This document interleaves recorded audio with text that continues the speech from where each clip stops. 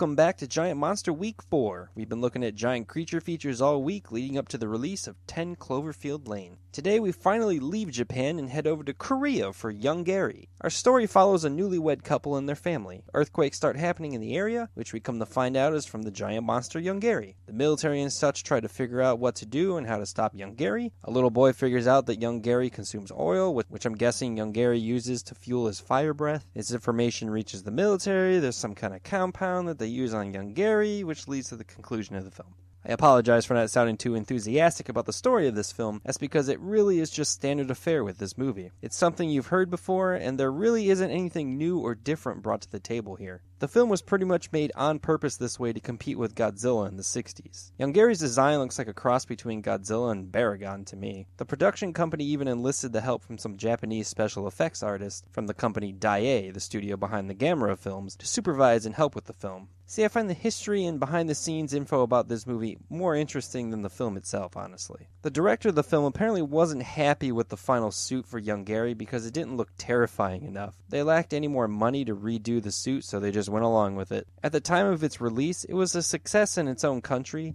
It has been said that the success is attributed to how similarly the original Godzilla film was a commentary on Japan in World War II. Yonggary was a commentary on Korea during the Korean War. An original, full Korean print of the film no longer exists. There is a partial section of the original film that exists, but it's only about 48 minutes long and it looks very damaged. The American release, released by AIP, is the only full version of the film that exists today. The title was changed to Yonggary, Monster from the Deep, which took out one G from Yonggary's name. No idea why, I guess it looked weird to Americans? The film has a DVD release from MGM on their Midnight Movies double pack, along with Konga.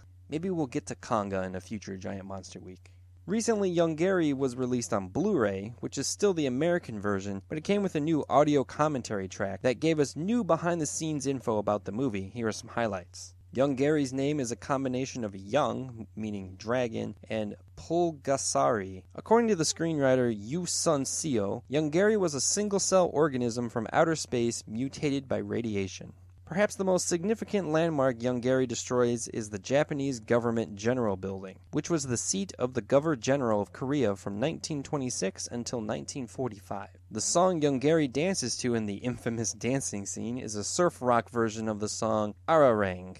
Again, these are just some highlights. There are more tidbits if you check it out for yourself. Overall, Yonggary is just an okay flick. It's your standard giant monster movie, but some of the effects look good, the dancing scene is hilarious, and there's a good amount of destruction. I wouldn't say this movie is for everyone, but hardcore kaiju fans should at least take a look.